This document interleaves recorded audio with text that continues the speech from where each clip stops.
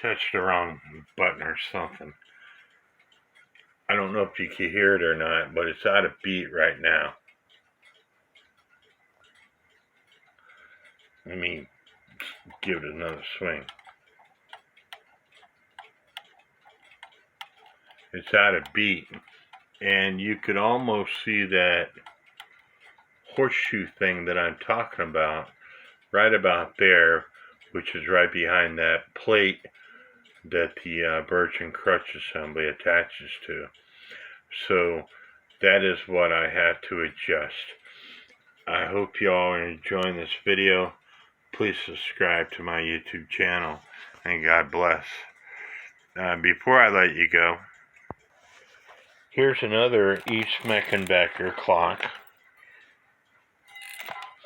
But this type of clock has got a different birch and crutch assembly on it. So there's a nut right there. So hopefully this one will be easier to adjust than the one I'm working on right now. You see this type of assembly in a lot of grandfather clocks.